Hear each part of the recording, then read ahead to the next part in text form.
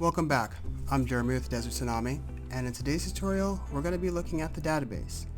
Now in our last tutorial we touched on the eventing system, and that was just enough to get you guys to put some things together and start seeing how the logic of this engine works.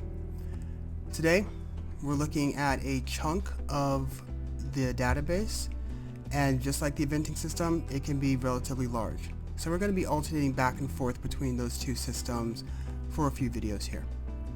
So the first thing we need to do is open up our database. You can find the database across the top. Look for that little gear icon. When you click on the gear, this window is going to open up. It should default you to actors unless you've come in here and clicked somewhere else before. So what we're going to be going through today is going to be the actors, classes, items, weapons, and armor. The other things in here we're going to get to in different videos. So let's go on and look at our actors. Alright, let's look at the actor screen here. Just break it down and see what kind of information is in here. On the left hand side we have a list of actors that are in our game. On the right of there we have the general information for whichever actor we have selected or the one that we're about to create. Below there we have the image that the engine is going to use to represent this actor.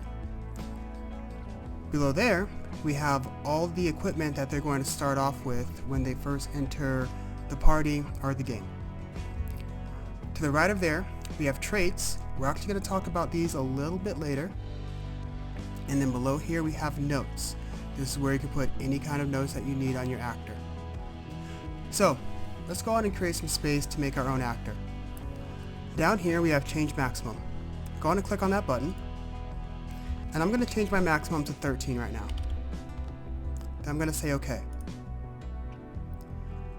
On the left I'm going to click on spot 9, and I'm actually going to make this my organizational spot. I'm just going to make a separator here so I know where the stock actors end and where my actors are going to begin.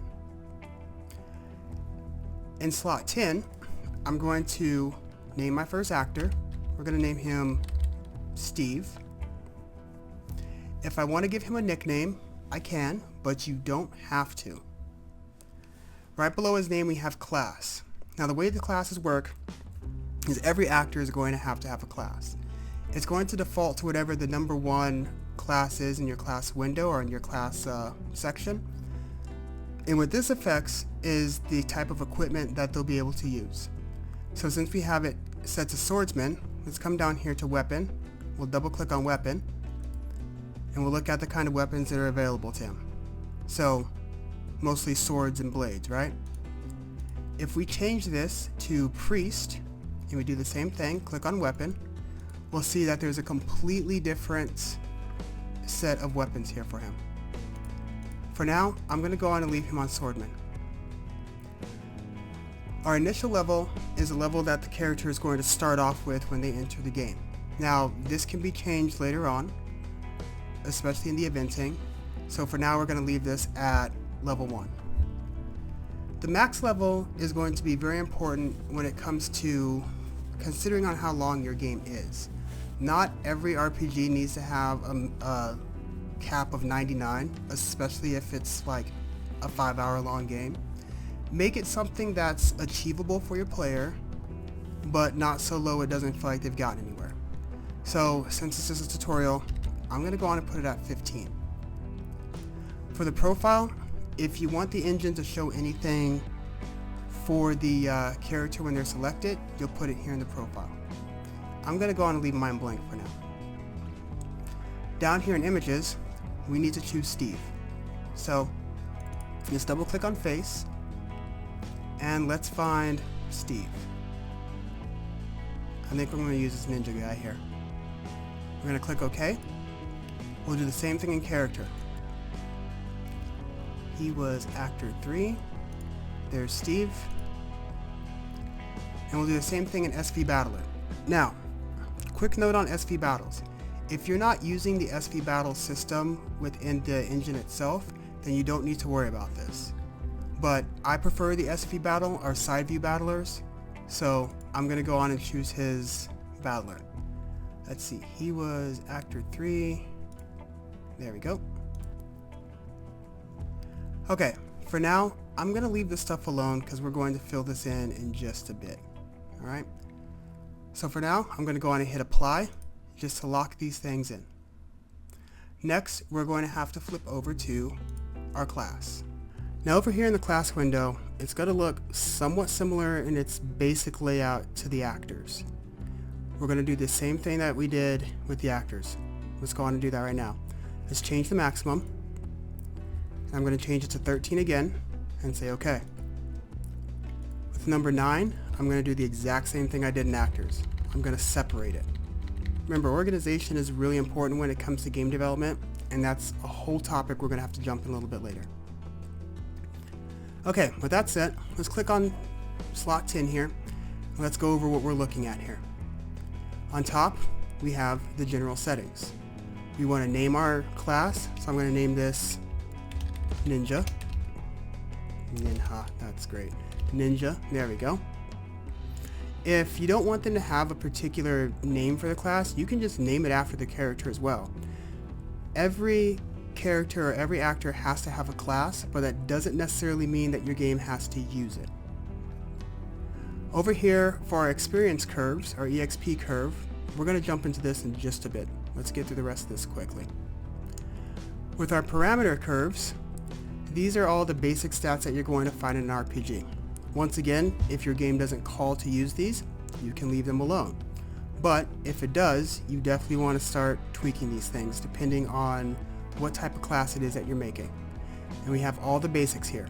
Max HP, max MP, max attack, defense, magic attack, magic defense, agility, and look. We're going to talk about what each of these do individually in just a bit. Below there we have our learnable skills. So if we double click in one of these empty spots, it's going to bring this guy up. You probably want them to have attack right off the bat, so let's go on and hit OK on attack. And then we can add some other ones if we wanted to. So let's add double attack, and we want him to learn that at level 3. And then we'll just say OK. If we add our own skills into the game, which we will be doing, we'll start populating them down here as well. There are also other ways that they can get skills other than just learning, which we'll get to in a different video. Okay, over here in the traits. Now that we're here, let's go on and dive into these guys for just a bit here. Most traits do need to be tied to a class. It's better to tie them to a class than an actor. If we double click in here, this window is going to pop up at us. Now, not everything in this window are things that we're going to want to put into our actors or into our classes even. What we're looking at here is our rates, our parameters, our attacks, our skills, our equipment, and other. As mentioned, you're not going to be using all of this for the actors. Some of this is actually going to pop in to items, weapons, and armor as well. One thing we definitely want to pay attention to though is our parameters. Now we do have them over here, and these ones are relatively basic. And that's absolutely fine. We can edit these if we need to. But let's look at EX parameter, for instance. When we click on this drop down, we'll get a bunch of different things in here. And these are all going to work off of percentages. So if we have hit rate and it's set to 0, that means that class isn't going to hit anything ever. If we come down here to say magic reflection and we put 50% in here, that means there's going to be a 50% chance that when a magic skill is used on that class, they'll have the chance to throw it back at the enemy. A lot of these are relatively self-explanatory, so I'll let you go through these ones on your own. The SP parameters are very similar. If it's at 100, that's the default. Anything below 100 means it's going to be less likely it's going to happen, and anything above 100 is going to be more likely that it happens. So if we say, let's do recovery effect for instance. If we put this at 25%, that means they're only going to get roughly 25% of whatever that recovery item was going to be, or skill. But if we put it at 150%, that means they're going to be making 50% more than they typically would from whatever the stats are that we set on that. We're going to leave most of this alone for now. For the attack, this is pretty important actually. So let's say you've created a Firemancer and his basic attack needs to be fire based. So we'll click on fire. What that means is when he attacks, there's going to be a fire element attached to his attack. Now the way elements work is a whole different thing. We're not going to get to that directly in this particular video, but we are going to touch on it because it's simple, but the simplest things can sometimes be the most complicated things. If we want to change what their basic attack is going to be, we can come down here to attack skill, and by default it's always going to be attack. If we don't set what this is, it's always going to default to attack. But maybe, as I said, we have a Firemancer. We want to give him a fire ability as his basic attack. So we'll just hit OK here. So whenever the player hits attack, this particular class and character that's connected to are just going to throw fire. Over here at skills, this is going to lock down the skills or add skills that they can use. So if we want them to say, I want them to use specials as a skill type, then we'll add specials in here. If we never want them to use something, then we'll seal it off. If we need to add a skill, we can add special skills in here as well. Okay? For the equipment, this one's actually very important when it comes to classes. What kind of weapons can they equip? Well, Steve is kind of a ninja, so I'm going to go on and say dagger. And then we would say, okay. Same thing goes for armor. And there's equipments that we can lock out from them. There's certain ones that we can seal. Maybe, I don't know, for some reason our character just never wears hats. We can seal head equipment off from him. We also have slot types. Is it just the normal holds one thing, or does it dual wield? These are kind of the only options it gives us here. Over here in other, we have this whole thing is, once again, not complicated, but it adds a little bit of math. If we put 100% in here to action times plus, or whatever it is, if it's at 100, when that character attacks, they'll have another chance of attacking again right after. If we set it to 50, then they'll have a 50% chance of doing it.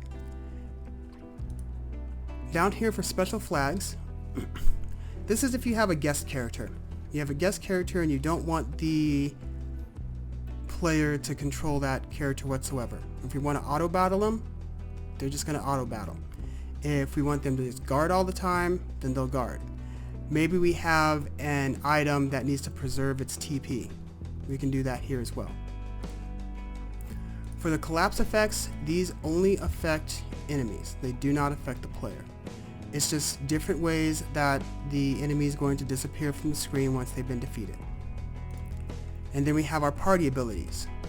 Once again, probably better connected to a piece of armor or an accessory, but they are here. We can half the encounters. This is typically in regards to random encounters. We have no encounters. We can cancel surprises. There's a bunch of different stuff we have in here. Okay, so let's go on and cancel this out. And let's actually just change some of the stuff that's up here. So add skill. He's a ninja. I don't really want him to have magic, so I'm going to give him some specials instead. So in order to edit something, we can right click on it and we can go to edit. We'll change what we need to, and we'll just say okay. Now that special skill, or that skill added, is this special. General armor, once again, he's a ninja. So let's change this to light armor. I'm going to say okay. Alright, let's look at some of the other stuff in here real fast. Experience curves. So what we're looking at here is how much experience it's going to take to make it to the next level. Alright, we can change our base values down here, so if we want it to go by really fast, we can do that. If we want it to go by really slow, we can do that as well. The extra value pretty much works the exact same way. If we want to accelerate things, we can accelerate them over here.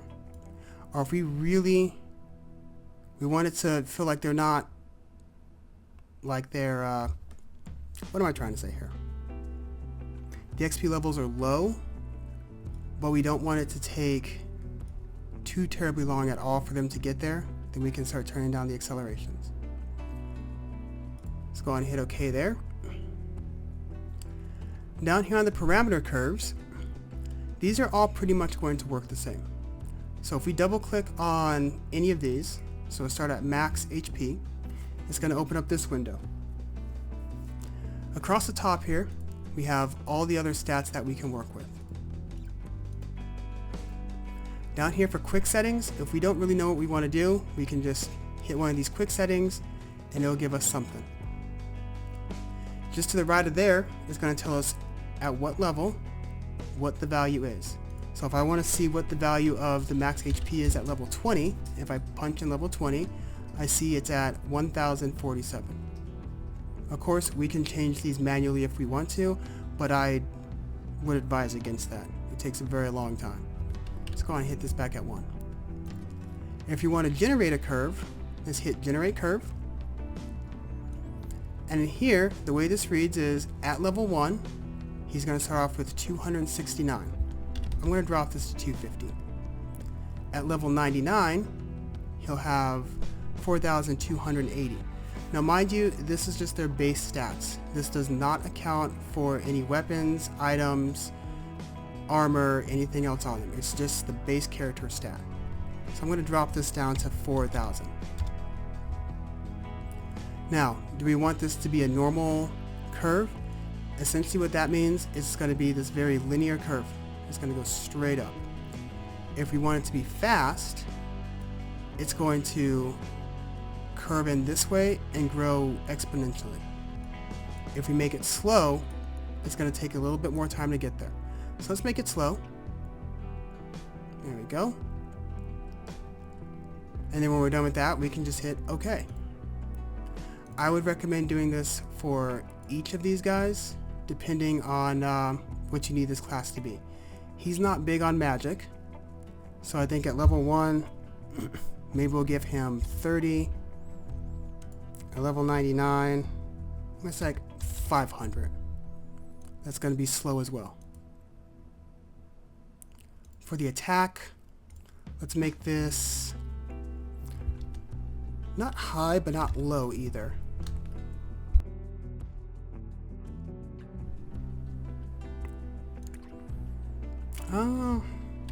Say 120. We'll make that one relatively fast so you can see what that curve looks like. There we go. For defense, he doesn't have a lot of armor on him to begin with. I mean, he's a ninja. So let's drop this to 12, and at 99, we'll put it at 115, and keep it relatively normal. So the magic attack and magic defense, these are exactly like attack and defense, but they're based off of magic. So think of it this way. Attack and defense are physical. Magic attack and magic defense are magical. We're going to go and skip these guys. Over here in agility, this is what's going to govern how often they can attack. So whatever the ATB gauge is, or if you're using a different battle system, usually agility is what we're looking at. It also helps with their dodging abilities. So pretty much like every other RPG out there, right? With luck, luck governs how often they are to cause a status effect on an enemy if they're using a status attack, or how likely they are to defend against it. We're going to go and say OK here. Okay, he's got some stats here. Most of it's still pretty basic, but that's okay. Let's go on and hit apply. Let's come back over here to actors, click on class, and make Steve our ninja. Every time you make a change, I just hit apply. It's just a habit. Okay, let's move on. As mentioned, we're going to go on and skip our skills for now, and that's mostly because math. The math does show up in the items as well, but we'll get to all of this in a different video. So let's look at our items. Just like everything else, we have a bunch of stock items here. If you need a template for something, I would definitely use these. They're not bad, and they'll give you a pretty good idea of what's going on here. So let's go on and change our maximum again. This time I'm going to change it to, these are items. Let's change it to 41, just so I have a kill spot there. So let's go on and make that kill spot, or that organizational spot. And we'll start working on 32. Okay, a lot of this should look pretty similar to you. We have our name. We're going to call this, I don't know, we'll just call it potion. We'll make our own potion. To the right of there, we have our icon. If we double click on this, it's going to give us a bunch of different icons. Now these are the stock icons in the engine, and it's absolutely fine to use these when you're learning how to use this engine, but you can change all of these at any given time as well. So let's find one that looks like potion. That looks pretty good. We'll say okay, and then we have the description. You definitely want to write down a description for your items. When the player opens up the menu and selects an item, this is where they're going to get that information. So we're going to make this a very basic healing item here. So heals 100 HP. It's good enough. Okay, below here, what type of item is it? We have 4 types of items: regular items, key items, hidden item A, and hidden item B. These are typically not consumable and are usually used for some kind of a quest line. Key items are usually things that the character is just walking around with for who knows why. For this, we're going to leave it at regular item. For the price, this is what it's going to sell for if the player goes to buy it at a store. So 50 HP, I'm going to say he can buy it for 50 gold. Consumable. This one you really want to pay attention to. It's easy to overlook this, and it can have some adverse effects on your game. If it's consumable, that means every time it's used, it's going to take away 1 from the stack of that item. If you put no, then if you have 50 and you use 1 of them, you'll still have 50. So be mindful what this is set to. Down here for our scope, we have what this is affecting. So is it affecting nothing? Then we probably don't really want it in the game, right? Is it only affecting enemies? Is it affecting allies? Can enemies or allies be targeted by it, or can only the user use it? So let's say enemies and allies. Maybe we'll have some undead creature in there. I don't know. Actually, let's keep it on ally.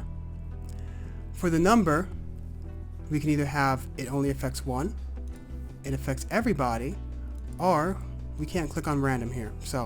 But essentially what random will do, it will give you a number of how many characters on screen it can attack, or that it will be affecting. Let's leave this at 1. With the status, if we're using a potion, it's probably because they're alive, we want to make them healthy, so we want to keep it on alive. If you're making something that's going to resurrect them, then maybe you want to have it on dead. If it's unconditional, it means it's going to ignore whether they're alive or dead. So let's keep that alive, and we'll say okay. For the occasion, this is another very important thing to pay attention to. If you have it on always, that means that they can use it outside of battle or in the menu screen. If we select battle screen, that means they can only use it in battle. If we have it on menu screen, it means they can only use it in the menu screen. And if it's set to never, that means it can never be used. this is probably a good one to mix with key items. So let's leave this at always. Okay, once we get down here, we have essentially what the speed does is after it gets done being used, or a particular item or skill, how fast is that actor going to be able to act again? It's defaulted to 0, which means there'll be absolutely no change. The success rate is how often or what's the likelihood of that action succeeding. It's a potion, so let's leave it at 100.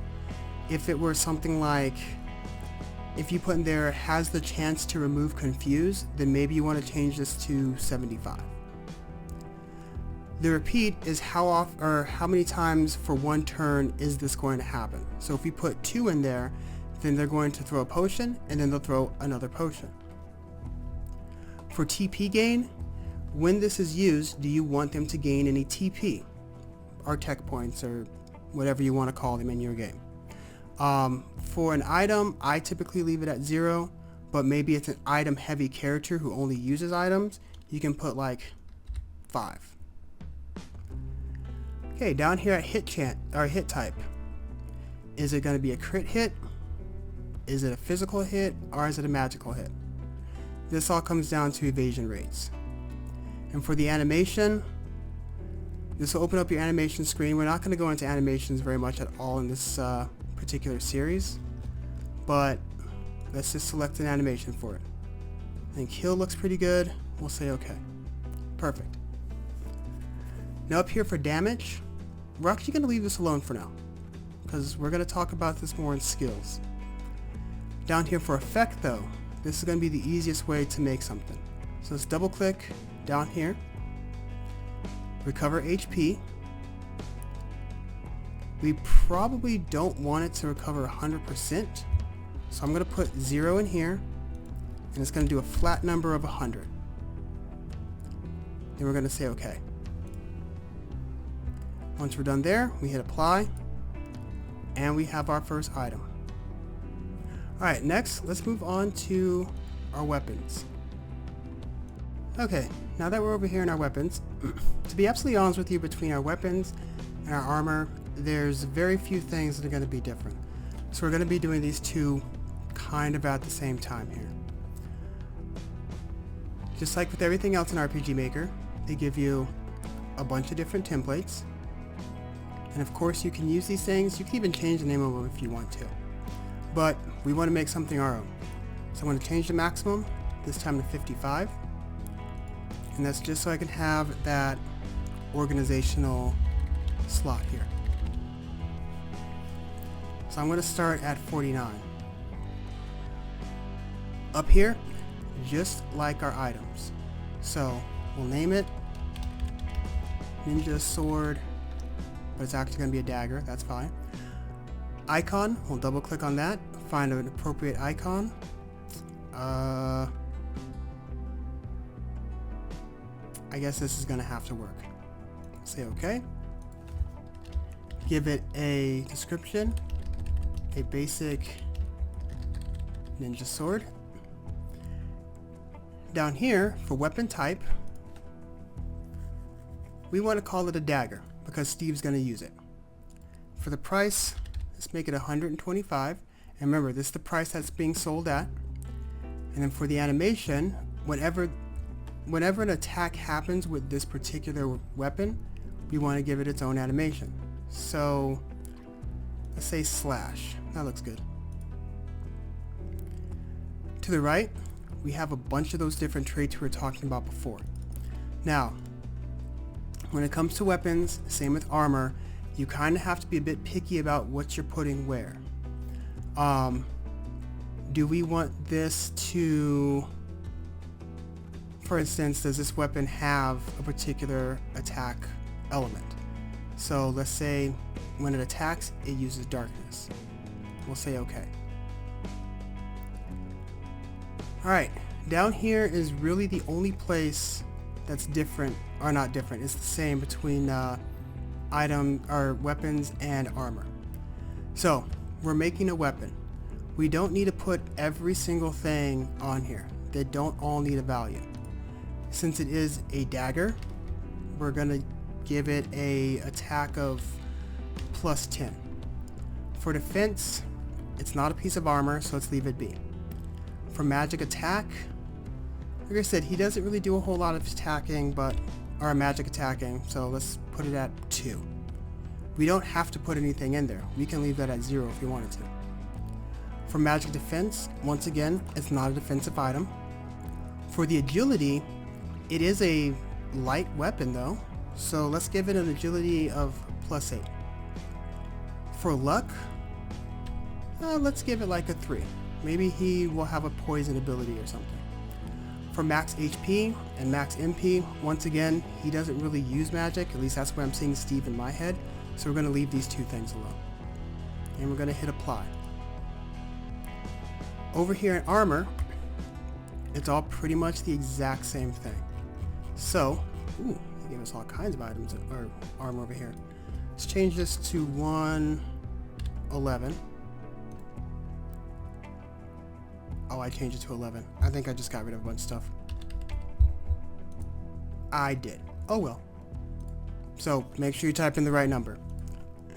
So I'm going to hit number 13 now, I guess. Put in our divider. And 14 is where we're going to start. Actually, can I bring... So, we'll call this Ninja Robes. We'll give it a icon. That kind of looks ninja roby. We'll put a description in here. Basic ninja robes. Armor type. So we said Steve is using light armor, right? So we're going to click on light armor. The price, well, we'll say 75 because it's basically just a bunch of clothing, right? Over here for the equipment type. Now mind you, this is the armor type and the equipment type are the only things that are really different between the weapon and the armor. So for the equipment type, we're going to put this on body. So what this does, what the equipment type really does, is it tells the engine what slot this particular thing can be used in. If it's a shield, then they'll put it in shield. If it goes on their head, then they'll put it in head. So essentially for the armor, each character will have 4 different slots. If you don't want to have shields, you want them to have like, say, shirt, pants, and shoes, you can do that as well. But this is going on his body. Since it is a piece of clothing, probably not going to do anything for attack, so we'll leave that alone. But for defense, it should add something to his defense. It is light armor, so let's keep that in mind. So let's just give it a defense of 6. It's not attacking, so we don't need magic attack. But for magic defense, maybe they don't use magic because they defend against it quite a bit, so let's say 8. It is light armor, so it should help with the agility quite a bit, so I'm going to put 6 there. For the luck, it's not really interacting too much with the enemy, so I'm going to leave luck alone. For max HP, I'm going to give him 25, and for the max MP, we're going to leave that alone. And then we're going to hit apply. Okay, so at this point, we've created 1 item, 1 weapon, and 1 armor. Let's make all this stuff useful. Let's come back up here to our actor. Let's change his weapon to a dagger, because that's what he can use, right? Now, actually, ninja sword. There you go. So ninja sword's what he's using. All this other stuff in here, this is the stock, what do you call it? All the stock weapons that they had in here. But we just want to use ninja sword. We'll say okay. For body, let's go on and give him his ninja robes and say okay.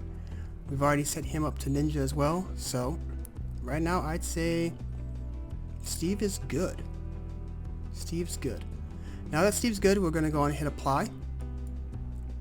And we're actually going to end this tutorial right here. So in next week's, we're going to be jumping back into... Actually, no.